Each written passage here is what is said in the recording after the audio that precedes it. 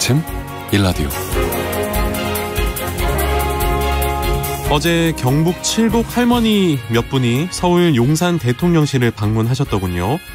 무슨 일로 오셨나 했더니 요즘 장안에 유명한 글꼴 아십니까? 칠곡 할매 글꼴이라고 해서 올해 대통령 새 연하장에 쓰인 글씨체인데요. 그 글씨체를 만든 할머니 5분이 서울 나들이를 오셨던 겁니다. 몇 년 전에 마을에서 운영하는 어르신 한글 교실에서 5분이 생애 처음으로 한글을 배우셨는데요. 이때 수백 개의 글씨 가운데 이분들의 글씨체 5개가 최종적으로 뽑혀서 이 글꼴로 발전이 된 것이라고 합니다. 네, 제가 지금 칠곡 할매 권한 자체를 보고 있는데요. 글씨가 정말 예쁘네요. 그리고 사람 냄새도 물씬 나고요. 이런 독특한 글꼴이 탄생하기까지 5분의 어르신들이 4개월 동안 무려 10,000장 정도 되는 종이에 연습을 한 노력이 있었다고 합니다. 열정이 대단하십니다. 이제는 한글에 이어서 영어 공부를 하고 싶다는 바람을 갖고 계시다네요. 이 칠곡 할매의 글씨체에는 할머니들의 이름을 딴 5종류가 있습니다. 칠곡군 홈페이지에 공개가 돼 있거든요. 누구나 내려받아서 사용할 수 있다고 합니다. 관심 있는 분들 들어가셔서 보시고 활용하셔도 좋을 것 같습니다. 1월 13일 금요일 오늘 아침 일라디오 출발합니다. 안녕하세요. 아나운서 강승화입니다.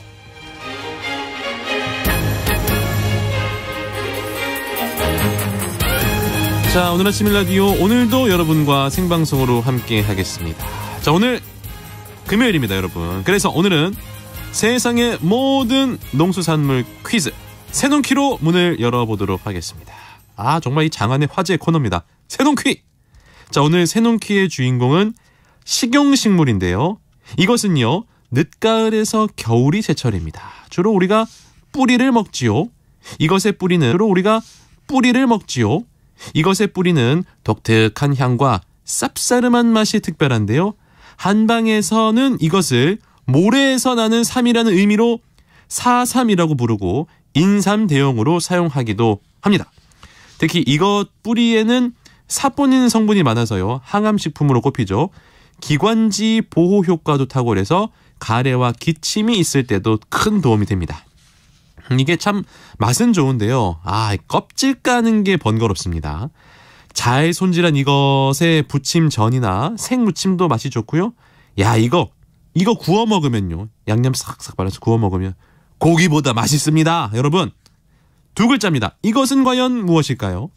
거의 다 답을 드린 것 같은데 잘 모르시는 분들을 위해서 오늘도 역시 여러분들이 기다리시는 힌트송 서비스 나갑니다. 오늘은 3곡을 들려드릴 텐데요.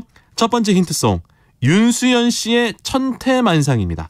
가사에서 5일장에 나온 할머니가 파는 농산물 가운데 한 가지고요. 2글자. 두 번째 힌트송은 터보의 트위스트 킹. 가사 중에 작은 것들이 곳곳에 많이 붙어있는 모양을 표현한 말이 나오는데 이게 이제 타닥타닥이거든요. 요것과 오늘의 정답이 동음이의어입니다. 다닥다닥과 비슷한 오늘의 정답의 동음이의어가 트위스트 킹에 발음이 안 되네. 트위스트 킹에 등장합니다. 그리고 세 번째 힌트송 형돈이와 대준이의 한 번도 안 틀리고 누구도 부르기 어려운 노래라는 곡이 있었군요. 가사 중에 특별한 장단이 나옵니다. 그 장단 쿵다닥 덩기다닥 여기에 오늘의 정답이 반복이 되고 있습니다. 자, 그러면 오늘의 힌트송 서비스 3곡 이어서 들려드립니다.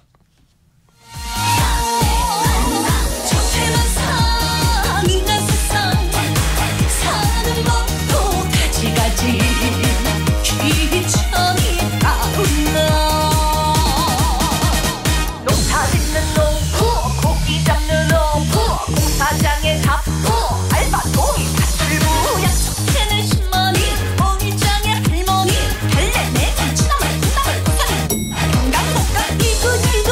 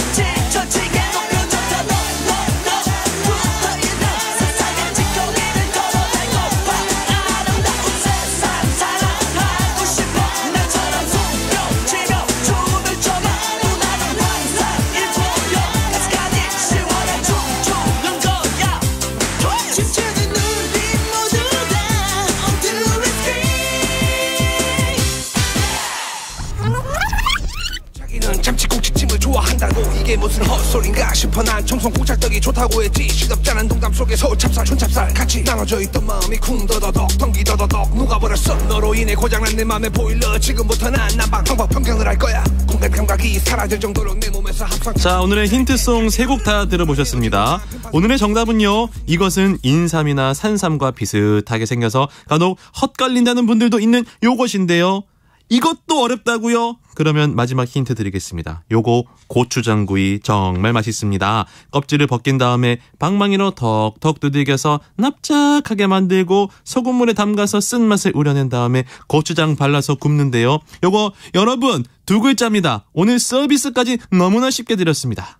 뭘까요? 정답 아시는 분들 단문 50원, 장문 100원이 드는 유료 문자 샵 9730으로 보내주시기 바랍니다. 추첨을 통해서 농촌진흥청에서 제공하는 고소한 웰빙 혼합 잡곡 세트 그리고 향기로운 모바일 커피 쿠폰 드리도록 하겠습니다. 유익한 정보와 살아있는 이야기가 있습니다. KBS 오늘 아침 1라디오.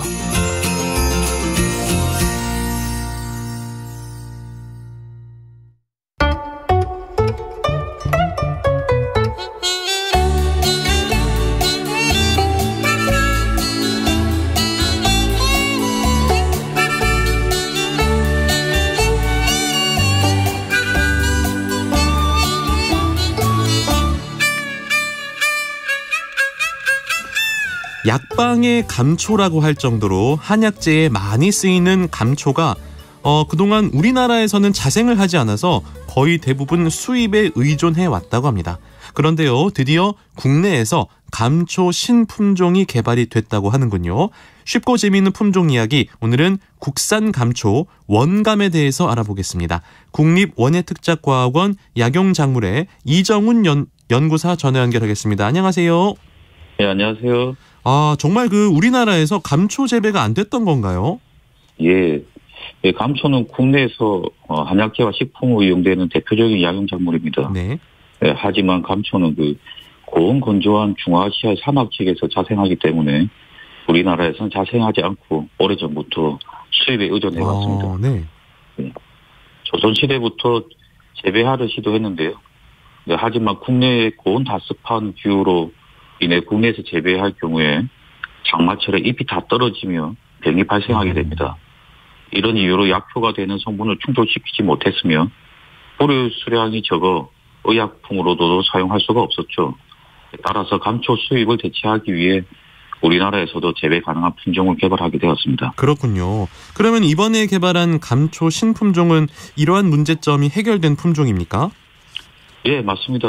개발된 감초 신품종은 기존에 재배했던 만주감초에 비해 장마철에 잎이 조기낙엽하거나 병이 발생하는 생리장애를 보완했습니다.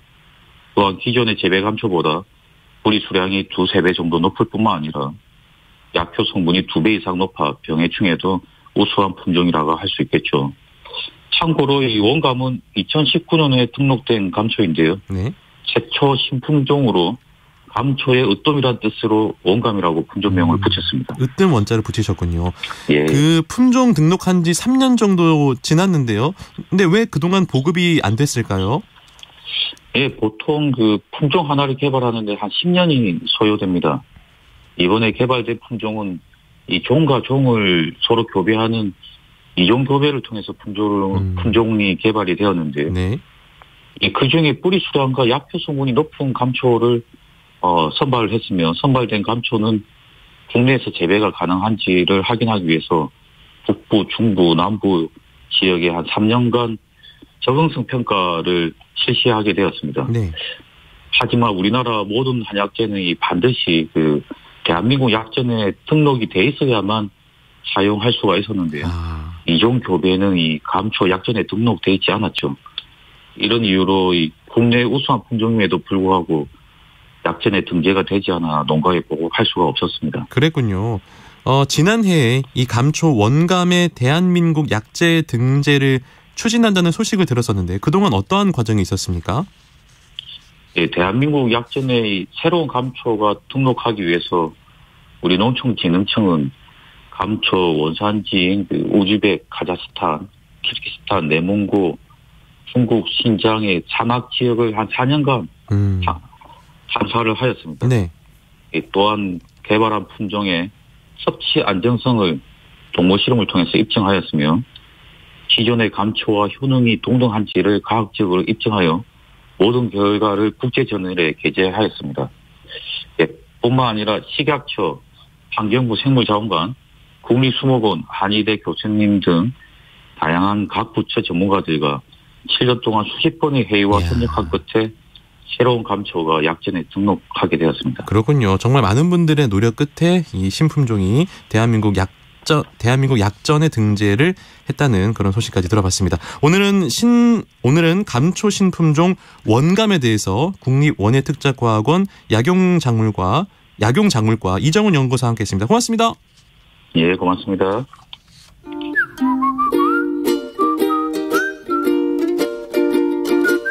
오늘 아침 1라디오 강승화 아나운서의 진행으로 듣고 계십니다.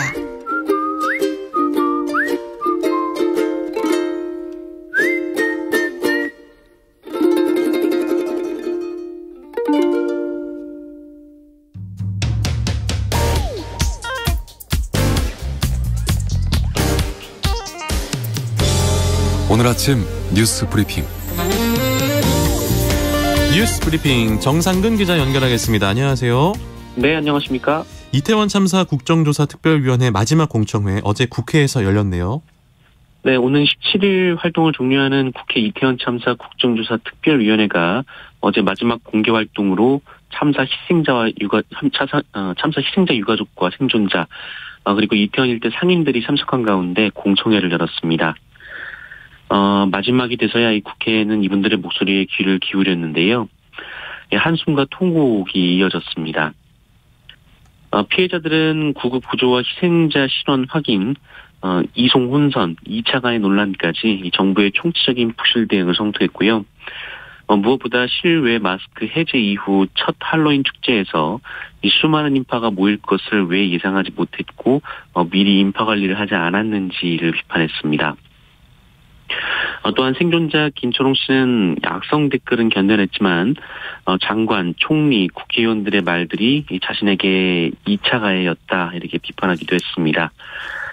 또한 다른 유가족들을 만나고 싶어도 정부의 도움을 받을 수 없었다며 성토한 유가족분들도 있었습니다.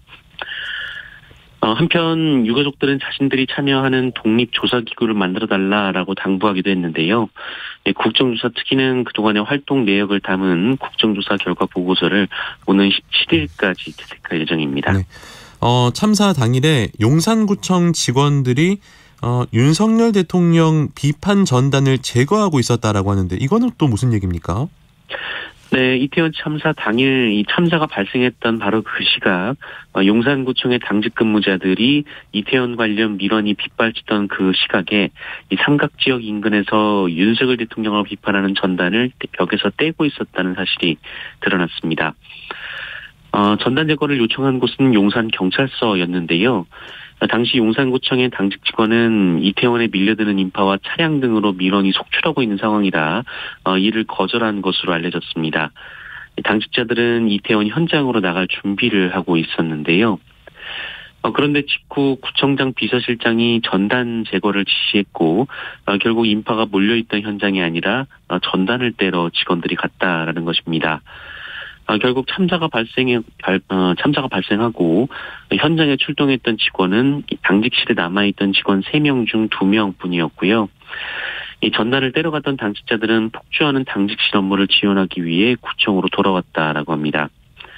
하지만 당직 일지에는 그 해당 작업이 아닌 추정차 단속을 한 것으로 적혀 있었다고 하는데요. 용산구청은 수사 중인 사안이라며 별도의 입장을 밝히지 않았습니다. 네. 이재명 민주당 대표 어제 신년 기자회견을 했습니다. 네, 이재명 민주당 대표는 어제 신년 기자회견에서 윤석열 정부를 강하게 비판했습니다. 이재명 대표는 어려운 경제 상황에 안보 참사까지 더해지며 코리아 리스크가 전면화되고 있다면서 일방적이고 폭력적인 국정을 정상화시켜야 한다라고 말했습니다.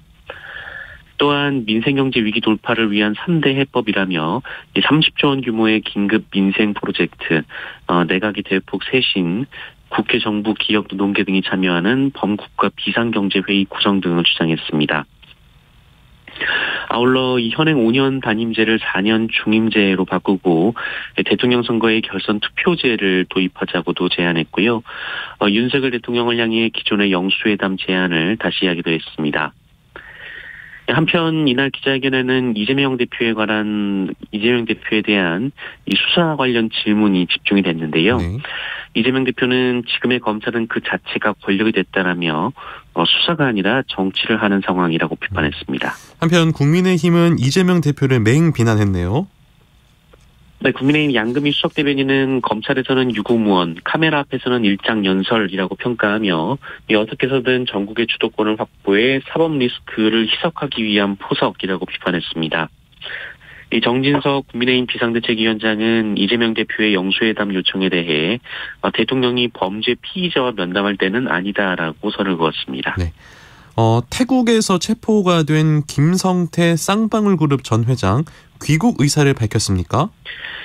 네, 배임 등의 혐의를 받고 도피 생활에 돌입한 지 8개월여 만에 이 태국에서 체포된 김성태 전 쌍방울 회장은 어제 태국 현지에서 자진 귀국 의사를 밝힌 것으로 알려졌습니다. 예, 마찬가지로 태국에서 붙잡힌 양선길 현 쌍방울 회장과 이른바 금고지기로 알려진 쌍방울 그룹의 재경 총괄 본부장도 함께 귀국 결정을 내렸다라고 합니다. 이들은 중단된 여권 재발급 절차 등을 거쳐 이르면 오늘 태국에서 출발할 예정입니다. 검찰이 김성태 전 회장의 도피를 도운 혐의로 김 회장의 동생을 비롯한 이 쌍방울 관계자 6명에 대한 구속영장을 청구하자 이를 버티지 못하고 귀국하기로 한 것으로 보입니다. 검찰은 김성태 전 회장이 귀국하는 대로 이재명 대표의 이 변호사비 대납 의혹 등 여러 사건 수사에 속도를 낼 방침입니다. 또한 대장동 개발 의혹을 수사 중인 서울중앙지검도 곧 이재명 대표를 소환할 것으로 알려졌습니다. 세월호 참사 당시에 유족들을 사찰한 기무사의 행위 2차 가해로 인정이 됐다고요? 네, 세월호 참사 유족이 국가를 상대로 낸 손해배상 소송 2심에서 국군 기무사령부의 불법 사찰에 따른 2차 가해가 인정이 됐습니다. 서울고법은 어제 이 세월호 참사 희생자 유족 228명이 국가와 청해진 회원을 상대로 낸 손해배상 소송에서 원고 일부 승소 판결을 내렸는데요. 1심에 비해서 배상액이 더 늘었습니다. 이 세월호 유가족들을 사찰한 기무사의 행위를 국가의 2차 가해로 인정했기 때문인데요. 2심 재판부는 기무사가 직무와 무관하게 이 세월호 유가족의 인적 사항과 정치 성향을 사찰하며 이 사생활의 자유를 침해했다라고 판결했습니다. 네. 정부가 강제동원 피해자 배상금을 제3자가 지불하는 방안을 해법으로 제시했습니까? 네, 우리 법원은 그 일제강점기 강제동원 피해자들에게 당시 이들의 노동력을 착취했던 이 전범 기업들이 배상을 해야 한다 이렇게 판결을 한 바 있습니다. 이 판결에 일본이 거세게 반발을 하면서 한일 관계가 급속히 냉각이 됐었는데요. 하지만 윤석열 대통령이 취임한 후 일본과의 관계 개선을 선언한 가운데 외교부가 강제동원 피해자들에 대한 배상금을 제3자가 지불하는 안을 공식화했습니다. 일본은 그동안 1965년 한일협정을 통해서 일본이 일본 제국주의의 모든 행위에 대한 배상금을 지불했다 이렇게 주장을 했는데요. 당시 협정을 통해 받은 배상금을 박정희 정부가 이 포스코 등 기업에 투자를 하며 경제 발전을 주도했기 때문에 이 수혜를 입은 포스코 등 우리 기업들이 이 강제징용 피해자 지원재단을 만들고 이 지원재단에서 이 전범 기업들이 내야 하는 배상금을 내자라는 것입니다. 네. 여기에 외교부는 일본 기업이 기부에 참여할지 여부에 대해서는 성의 있는 조치를 유도할 수 있도록 일본과 계속 협의해 나갈 것이다라고 했고요. 일본의 사과는 과거 담화에서 나온 사죄와 반성을 재확인하는 성격이 될 수 있다라며 추가 사과를 요구하지 않을 방침임을 시사했습니다. 그러나 당사자들이 강하게 반발을 하고 있습니다. 이 강제동원 피해자를 법률 대리하고 있는 임재성 변호사는 일본이 아무런 부담을 짓지 않는 아니다라고 비판했고요. 네. 또 일제 강제동원 시민 모임 측은 정부가 인권 침해 사건을 단순히 돈 문제로 전락시켰다라고 비판했습니다. 정부가 일시적 2주택 보유 기준을 늘리기로 했습니까?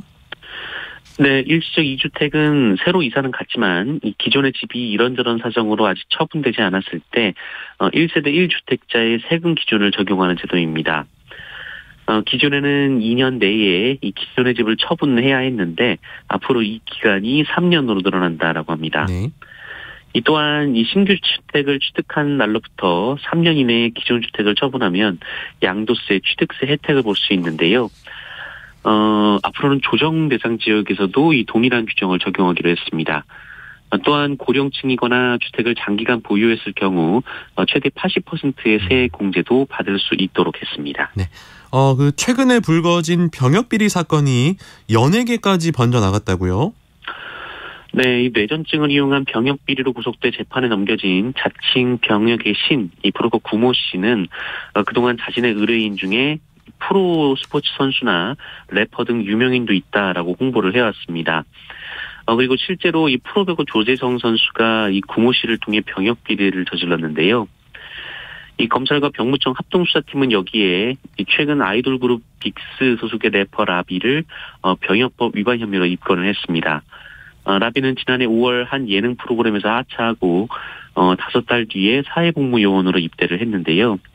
당시 SNS에는 건강상의 이유로 사회복무를 통해 국방의 의무를 다할 예정이다라고 밝힌 바 있습니다.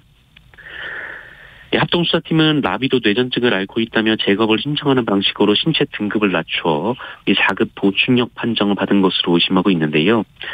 이 소속사 측은 이 상세한 내용을 파악 중이며 언제든 조사에 성실히 임하겠다라고 밝혔습니다. 네. 택배 기사들의 대화 요구를 거부한 CJ 대한통운이 부당 노동 행위를 했다는 판결이 나왔습니다. 네, CJ 대한통운이 택배 기사들과의 단체 교섭을 거부한 것은 부당 노동 행위라는 중앙노동위원회의 판정이 법원에서도 유지가 됐습니다. 서울행정법원은 CJ 대한통운이 중앙노동위원회를 상대로 낸 행정소송에서 원고 패소 판결을 내렸는데요.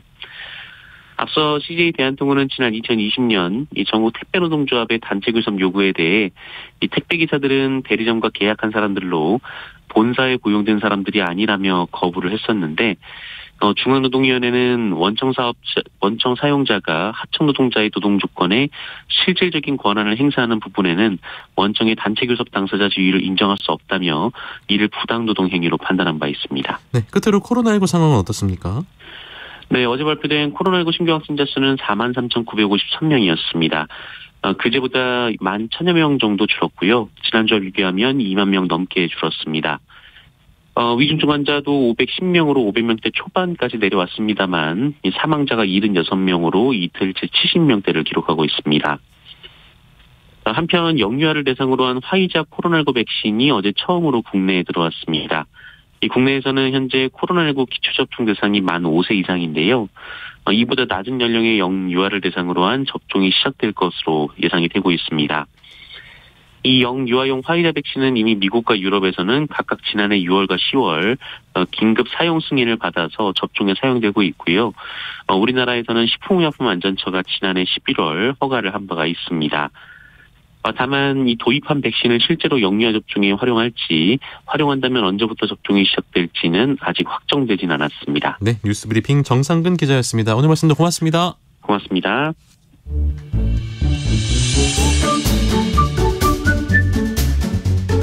아침을 여는 기분 좋은 습관. KBS 오늘 아침 1라디오.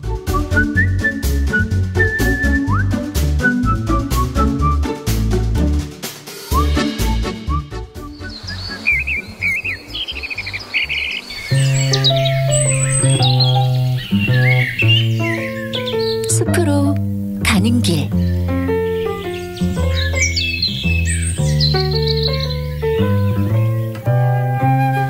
숲으로 가는 길, 오늘도 숲의 설가 김서정 작가와 함께합니다. 작가님 어서 오세요. 네, 안녕하세요. 네, 오늘은 어느 숲으로 가볼까요? 네, 새들의 보금자리로 알려진 경기도 수원 서호인데요. 저는 화서 전철역에서 내려 서호공원을 거쳐 서호천을 따라 서호로 갔는데 서호는 수원 화성의 서쪽에 있는 저수지, 이렇게 해서 서호라 불리고요. 여기가 서호천이 유입되는 곳이기도 합니다. 수원 화성의 서쪽에 있어서 서호라고 불리는 곳, 어떠한 곳입니까? 네, 이 서호는 1799년 그러니까 조선의 정조 23년에 이 수원 화성을 쌓을 때 네. 이 농경지에 물을 대기 위한 저수지였다고 하는데요. 그때는 충만제로 불렸다고 합니다. 충만제. 충만제는 천년만년 만석의 생산을 축원한다는 뜻을 가지고 있다고 하고요. 이 서호 일대는 일제강점기에는 권업 모범장을 설치하여 그 농사의 중요성이 계속 강조되어 왔다고 하고요.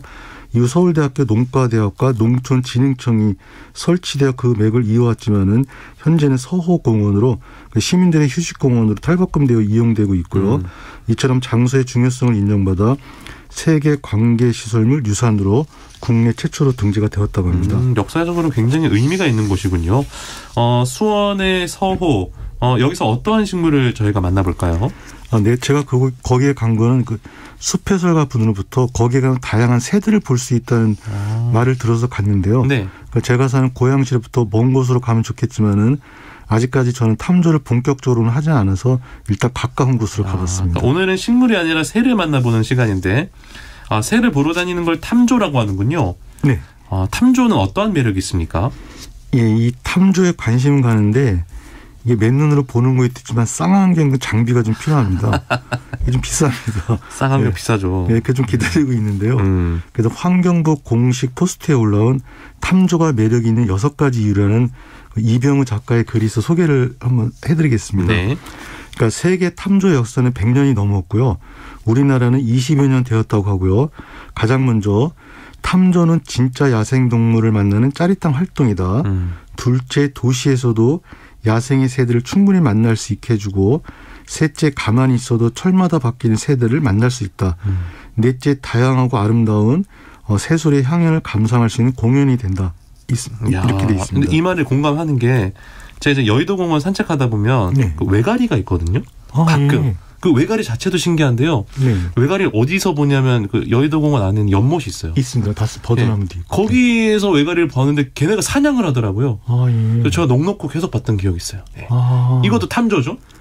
물론 그 탐조입니다. 예. 자연을 만나게 하는 예. 도심 속에서. 혹시 외가리 소리를 외가리 소리는 못 들어봤는데요? 이 새소리를 새를 보면은 휙 날아가잖아요. 네. 그래서 처음에 새소리를 듣고 저 새가 무슨 소리인지 이렇게 가늠을 많이 합니다. 까치 정도는 알아듣겠는데 사실은 소리만 듣고 어떤 새인지 맞히기 어렵지 않나요? 그래도 이 정도는 짹짹 참새 깍깍 까까 까치 예, 근데 꾸구 쿠구 네. 쿠구 비둘기 이게 또 깊게 울리는 게 이제 맷비둘기. 맷비둘기. 이 정도는 금방 알아듣을 그 정도 알죠. 그 정도 알죠. 근데 여의도공원에도 보면 박새 있어요. 예, 박새는 어떻게? 소리 못 들었어요. 쭈삐쭈삐. 저도 갑자기. 그러니까 이 새소리가 암것도 있고 숫것도 있고 계절마다 약간 다르게 들리는데요. 그러니까 박새, 직박구리도 주변에서 흔히 볼 수 있지만은 이 소리만 가지고는 되게 저 새가 무슨 새인지 바로 동정하기는 어려울 것 같아요. 네. 그래서 이 탐조의 매력에서 말한 다양하고 아름다운 새소리의 향연을 감상할 수 있는 공연이 된다라는 글을 자세히 보면은 이 새들의 소리는 노래와 부름으로 구분을 한다고 합니다. 노래는 번식기 때 짝짓기를 위해 암컷을 유혹하는 수컷의 노래이며 부름보다 훨씬 복잡하고 길고 아름답다고 합니다. 그런데 우리는 보통 새소리를 들으면 운다고 표현을 하잖아요. 네. 이게 되게 궁금했습니다, 사실은.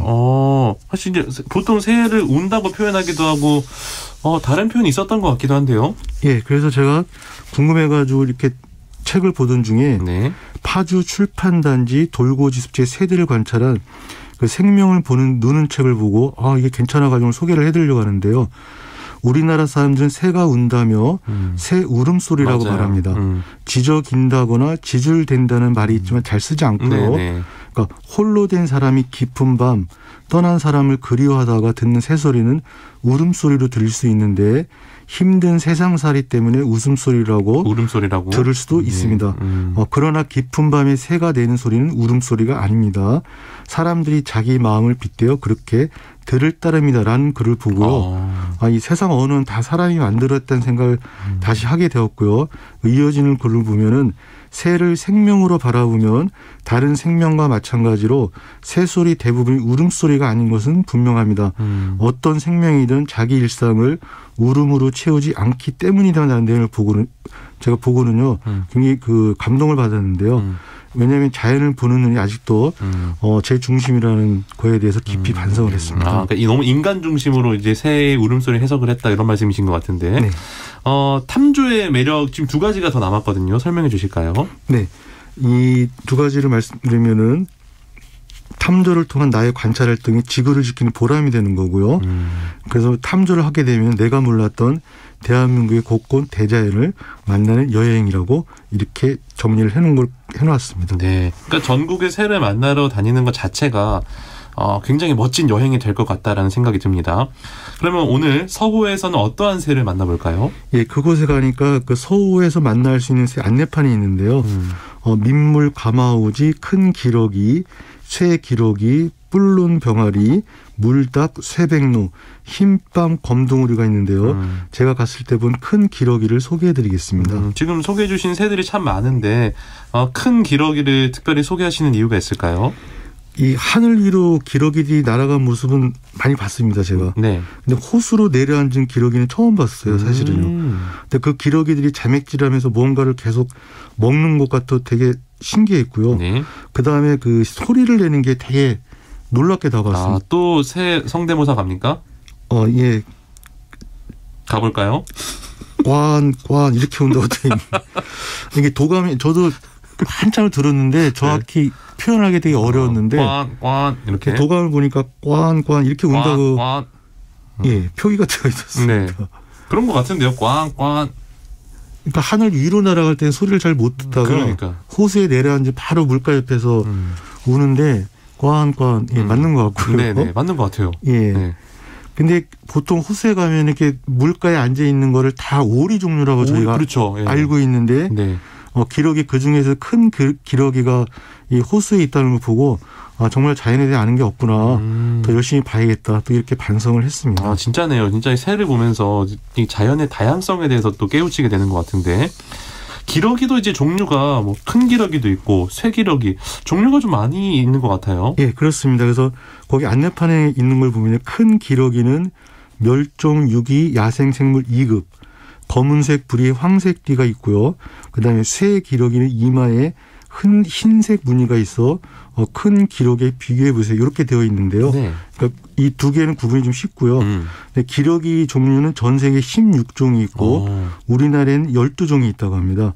이 기러기류도 오리과에 속하는 새인데요. 오리에 비해서 육상에서 지내는 시간이 많고 날 때는 그 날개짓이 더 느리고 직선 또는 V형, 우리 보통 시옷자라고 하죠. 이 시옷장의 편대를 이루고요. 호수, 하천, 갯벌, 해안, 초습지, 농경지 등에서 식물성 먹이를 주로 먹는다고 이렇게 되어 있습니다. 그러니까 오리는 거의 물에서 지내고 기러기는 물보다 땅에서 지내는 시간이 많다는 건데 그러니까 하늘을 보면 기러기들이 이제 V형, 보통 시옷자 형태로 난다. 다 이유가 있겠죠? 예, 그 생명을 본의 눈에 나온 내용을 위주로 말씀을 드리면요. 네. 기러기는 짝을 이루고 새끼를 기른 뒤 월동지로 먼 길 떠날 때도 함께 한다고 합니다. 네. 그러니까 새끼들과 함께 보통 4마리가 한 식구로 떠나는데 이때 여러 식구가 모여 수십 마리에서 수백 마리까지 한꺼번에 날아오른다고 하고요. 우리나라에 오는 기러기는 유라시아 북부의 이 탁 트인 툰드라 지역 여기서 새끼를 치고 겨울을 나려고 우리나라에 오는데요. 9월 하순부터 하늘을 나는 기러기를 볼 수가 있고요.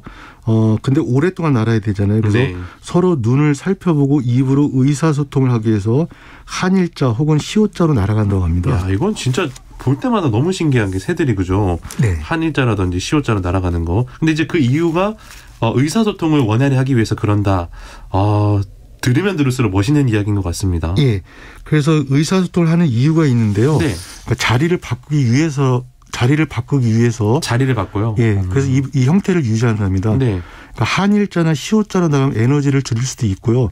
앞서 날아가는 기러기가 날개를 칠 때 바뀐 공기 흐름을 뒤따른 기러기 이용하면 힘이 덜 들어 오래 날 수가 있고요. 그러니까 맨 앞에 나는 기러기에 힘이 빠지면은 난 뒤로 빠지겠다 이렇게 물러나고 그럼 뒤에 있던 기러기가 앞으로 나오고 이렇게 해서 대열이 이루어지는 건데요. 그러니까 앞선 기러기가 우두머리가 아니고 그저 앞에서 조금 더 힘들게 날아가는 거다. 이렇게 보시면 될 것 같습니다. 야, 이게 그 스포츠 경기에서도 이런 거 있거든요. 공기의 저항을 막아주기 위해서 마라톤에서도 페이스메이커들이 앞에 서 있다가 이쪽은 이런 식으로 그런 오랫동안 날기 위해서 서로의 위치를 바꿔가면서 야, 하늘을 나는 기러기 모습을 또 알고 보면 굉장히 또 재미난 것도 있고 생존을 위한 이들의 치열한 여러 가지 감동적인 장면도 많은 것 같습니다. 예, 그렇습니다. 그래서 우리 전통 혼례 혼례식을 하기 전에 신랑이 신부 집에 가서 기러기를 바친 풍속이 있었는데요. 물론 나무로 만든 기러기지만은 기러기는 암수가 짝을 이루면은 죽을 때까지 함께 다니며 서로를 챙긴답니다. 그러니까 기러기처럼 평생을 다정하게 살겠다는 서약인데요. 이를 기러기 안자를 써서 전안례라고 부르고 있습니다. 그렇군요. 이제 부부가 살다 보면 다툴 수도 있는데 그럴 때마다 이 멋있게 나는 기러기를 보면서 화해를 하고 다시 또 다정하게 살면 좋겠다라는 생각을 가지는 새. 굉장히 이야기가 흥미롭습니다. 예, 저도 이렇게 알고 보니까 그 새에 흥미를 가지게 되는데요. 그럼 자꾸 탐조를 하게 될 것 같고, 그럼 더 많은 이야기를 나눌 수 있을 것 같다는 생각이 들고요. 네. 노력을 해보기로 하고요. 좋습니다. 그래서 이 날개를 파닥이면서 웃는 건지 우는 건지 그냥 좋은 건지 크게 소리를 내는 큰 기러기 모습이 그 겨울에 엄마를 쾅쾅 치면 저를 따뜻하게 만들었고요. 네. 그러다가 이 서호 물가에서 눈에 띄었던 소리쟁이라는 풀이 있어서 소개를 해드리겠습니다. 기러기에 이어서 이제는 풀을 만납니다. 소리쟁이라는 풀, 어떤 풀인가요? 예, 이 소리쟁이는 마디풀과 열애살이 풀로 그 약간 습한 땅인 어디서든 볼 수 있는 풀인데요. 높이 30에서 80cm까지 자라고요. 길쭉하고 넓은 풀처럼 보여서 관심을 두지 않지만은 이 이름 유래를 보면은 잎이 주름져 있어 바람이 불면 쏴 하는 소리가 난다거나 늦여름에 열매가 익으면 바람이 불 때 요란한 소리가 난다거나 또 줄기가 부딪힐 때도 소리가 난다고 해서 소리꾼, 소리쟁이라고 하고요. 또 하나는 뿌리가 송곳을 닮았다고 해서 소루쟁이라고 했다가 소리쟁이 이렇게 부르고 있답니다. 이 소리쟁이 종류를 볼 때마다 잠시 서서 소리가 나나 안 나나 확인해 볼 때가 있는데요. 제가 오랫동안 있지만 바람 소리만 들렸던 것 같고요.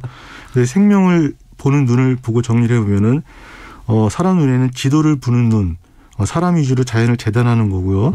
풍경을 보는 눈, 자연 감상만 하는 거고요. 생명을 보는 눈은 잠시 멈추고 자연으로 깊숙이 들어간다는 이런 내용이 나오는데요.